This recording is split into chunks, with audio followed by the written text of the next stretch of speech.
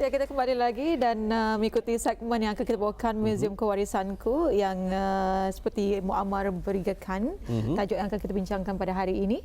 Bidang dan tugas pemeliharaan. Okey. Kita bersama narasumber kita ni. Ya. Okay. Dan Awang Haji Azli bin Haji Tuah akan mengkongsikan sedikit sebanyak mengenai tajuk kita pada hari ini. Tuan, Assalamualaikum ya. Waalaikumsalam warahmatullahi wabarakatuh. Apa khabar Tuan? Kabar baik. Alhamdulillah. Kita akan sentuh sedikit Tuan mengenai bidang dan tugas pemeliharaan. Jadi mungkin lebih lanjut ataupun mungkin ringkasanlah dapat terangkan apa sebenarnya bahagian pemeliharaan dan pembaikan ini dan apakah peranan bahagian pemeliharaan di Jabatan Museum. Okey. Bismillahirrahmanirrahim. Assalamualaikum warahmatullahi wabarakatuh. Terlebih dahulu saya ingin merakamkan ucapan terima kasih kepada pihak Radio Television Brunei kerana sudi menjemput saya untuk menerangkan dan berkongsi pengetahuan tentang bidang kerja pemeliharaan bahan budaya pada pagi ini melalui segmen Museumku Warisanku. Kenapa tu ada museum? Jadi ini bermakna M. Ini maksudnya M, Museumku dan warisanku. Mungkin dapat sekali lagi dapat kita jadi senanglah ya. Di mana untuk segmen di Rampai Pagi untuk kali ini ialah segmen Museumku Warisanku. Itu yang dapat kita saksikan.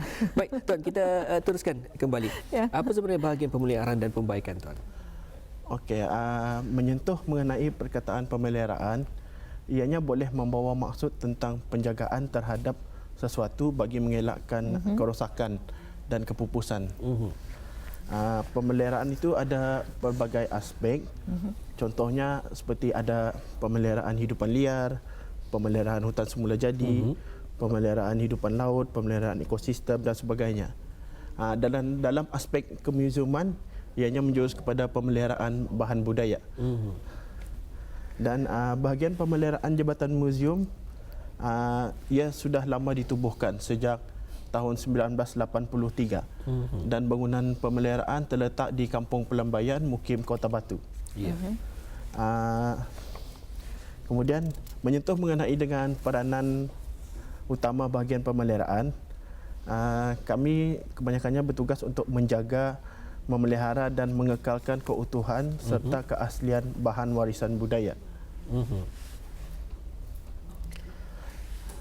Kerja-kerja pemeliharaan kebanyakannya yang kami lakukan itu di dalam makmal, dan ada juga kerja-kerja yang dilakukan di luar makmal, iaitu on-site conservation di dewan-dewan pameran dan juga di terhadap bahan-bahan pameran terbuka.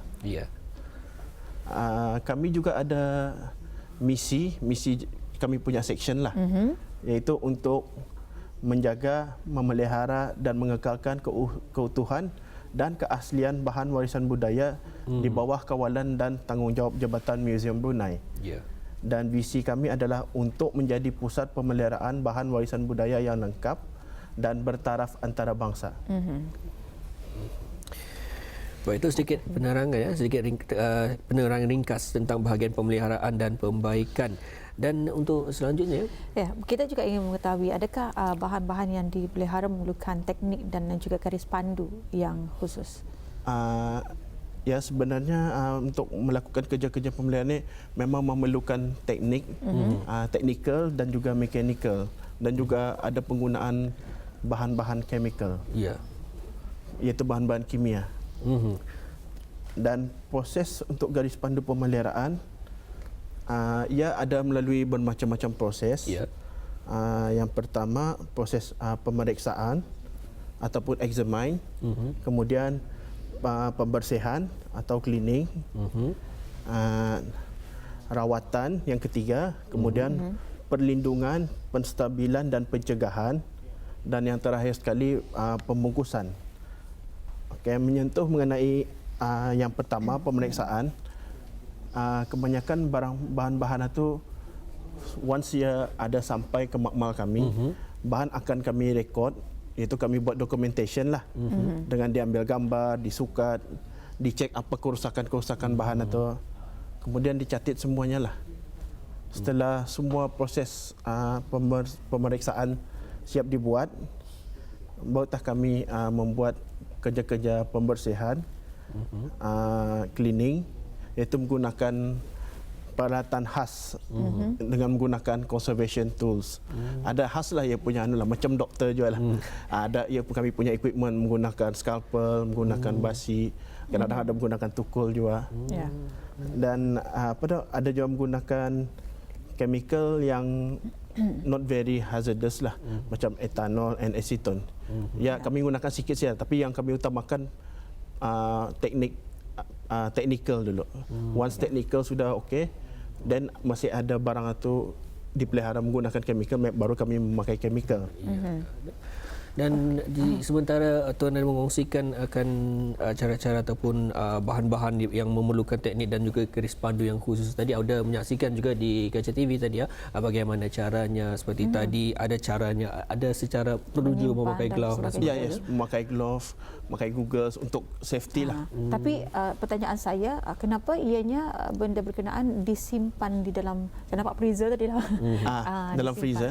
Jadi Okey, dalam freezer tu ya, terutama kalau bahan-bahan organik yang ada kena attack oleh insek, ya.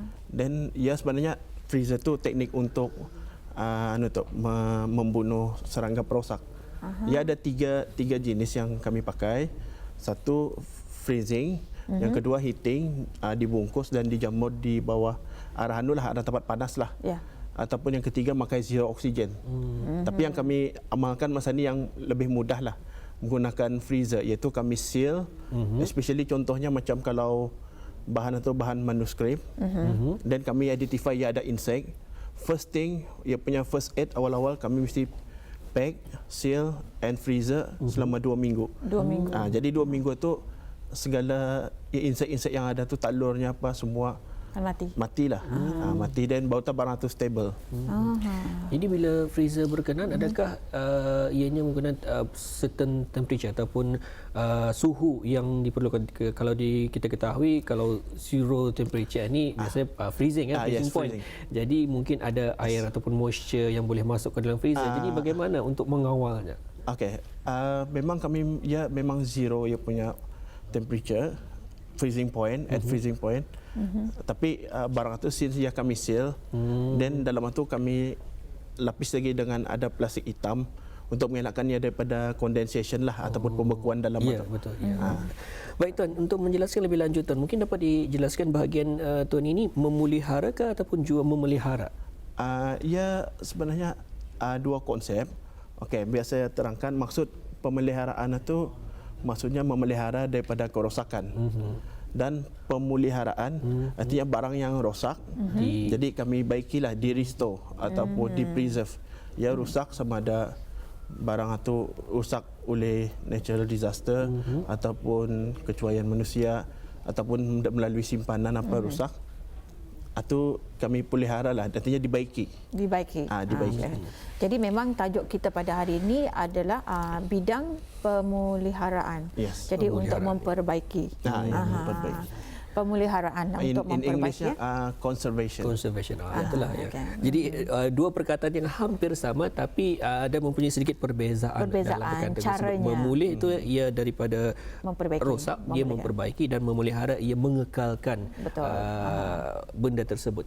Baik, untuk seterusnya Tuan mungkin dapat dijelaskan lagi bagaimana untuk petani memastikan kerja-kerja pemeliharaan itu habis Tuan melaksanakan dengan teratur. Okey, untuk memastikan kerja-kerja kami itu teratur dan tersusun mengikut apa objek-objeknya. Ya, barang-barang ni ada kadang metal, Ya. tekstil, wooden, macam-macam lah jenis bahan. Jadi kami membagikan spesifik kami punya makmal tu kepada 5 unit makmal. Itu yang pertama, makmal saintifik. Makmal saintifik ini tugasnya untuk membuat documentation Ya. dan juga mencek bahan itulah. Ya. Mencek ia punya kondisi bahan. Kemudian selain itu unit saintifik juga mengawal suhu dan kelembapan di every gallery lah. Ya. Kemudian yang kedua, unit makmal kertas. Ini khas untuk pemeliharaan kertas saja. Ya, memang orang-orangnya khas expert on paper. Jadi kerana kertas ini sensitif tu, no? Kertas ya sensitif. Guna sensitif. Baik, lagi dan ada lagi masih ada yang ketiga. Ya. Yang ketiga makmal organik, iaitu pemeliharaan bahan-bahan daripada kayu, gading, dan macam-macam lah lagi yang jenis-jenis organik. Tekstil pun termasuk organik. Paper tu pun termasuk organik. Tapi difokuskanlah. Difokuskan kepada orangnya. Kertas berlainan. Kertas kertas ni ia takes time untuk dikonserv. So kami pecahkanlah. Kemudian yang keempat ada lagi makmal inorganik, iaitu pemeliharaan bahan-bahan metal, bahan-bahan besi dan logam. Dan yang terakhir makmal penjilidan. Penjilidan itu unit penjilidan. Selepas paper-paper yang dikonserv, ia akan diantar ke unit penjilid untuk dibukukanlah, di repair balik ia punya menjadi satu buku. Betul, mungkin saya tanya juga di yang unit yang pertama tadi di mana ianya memberikan mengkonserv ataupun memberikan dokumentasi. Adakah semua dokumen-dokumen tersebut didigitalkan ataupun ianya semata-mata untuk sebagai bukti sahaja bagaimana sebelum dan selepas barangan tersebut? Okey, kalau dari aspek untuk digitization barang-barang paper lah ya. Atau seluruhnya yang dibuat oleh ada lagi kami punya bahagian iaitu daripada Arkib Negara Brunei Darussalam. Mereka yang membuat proses digitization itu. Kalau di conservation kami hanya membuat physical on bahan itu saja. So untuk memelihara atau pun aspek pemeliharaan juga supaya barang itu kalau ia sudah digital, jadi ia tidak lagi kan banyak disentuh. Because kalau barang itu selalu disentuh, tangan kita ini memang ada banyak kuman, ada chemical. Betul. Jadi banyak faktor yang perlu kita ketahui sebenarnya. Dan inilah antara penerangan yang dijelaskan dengan adanya pemeliharaan sebenarnya memperbaiki. Dan juga kalau memelihara tu memang memelihara dikekalkan. Okey. Jadi bagaimana sebenarnya untuk menerapkan kefahaman terhadap masyarakat mengenai dengan kepentingan pemeliharaan bahan koleksi ini? Okey, sebenarnya kalau masa ini memang banyak cara lah. Okey, antara salah satunya kami mengadakan dengan mengadakan bengkel. Melalui bengkel itu kami mengajar atau mendidik peserta-peserta bengkel yang terdiri daripada warga perkhidmatan awam juga. Dan ada juga student-student yang join bengkel. Di sana kami mengajarlah proses-proses pemeliharaan itu secara basic lah saja. Kemudian kami juga ada mengadakan jerayawara ke 4 daerah seperti yang sebelum-sebelum ini. Kalau muzium mengadakan jerayawara, bagian pemeliharaan memang dibawa.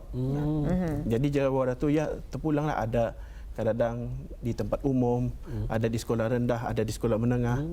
Dan di sana kami mendisplay all tools conservation atau semua barang-barang kami, dan kami menerangkan kepada bagi taklimat juga lah kepada student-student. Dan so far alhamdulillah student banyak je berminat lah, banyak tanya, kadang-kadang ngalih peluang menjawab. Orang tu keep on coming kan, keep on coming. Bertanya. Ada interested lah on conservation ni.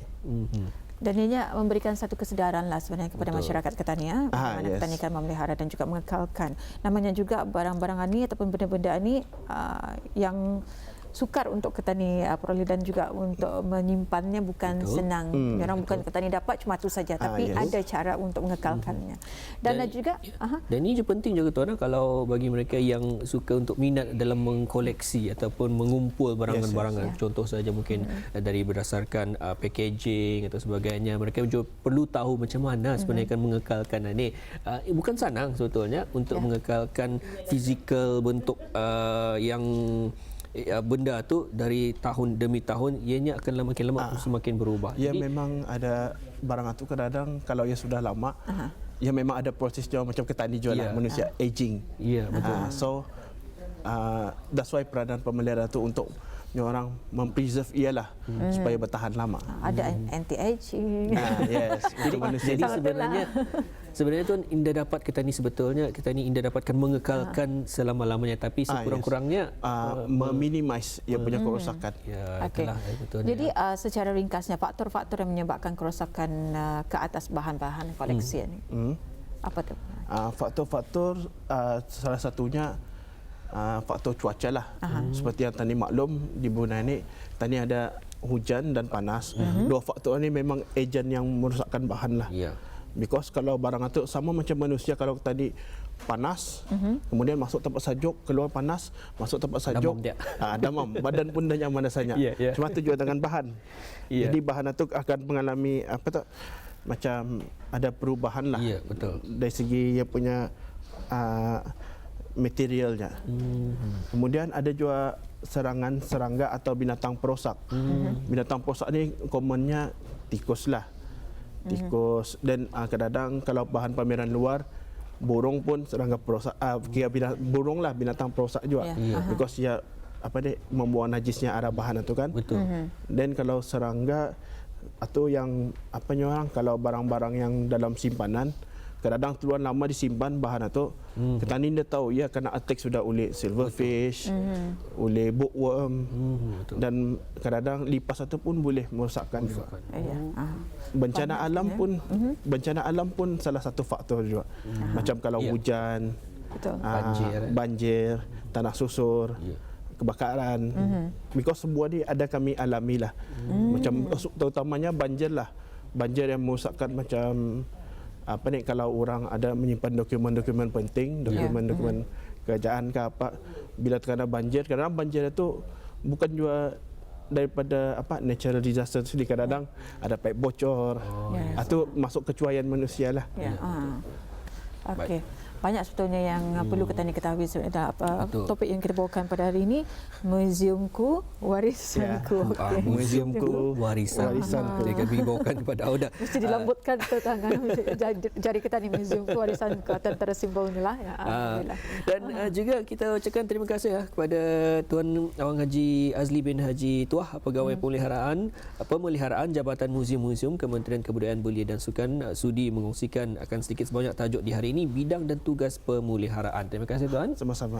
Assalamualaikum. Waalaikumsalam warahmatullahi wabarakatuh.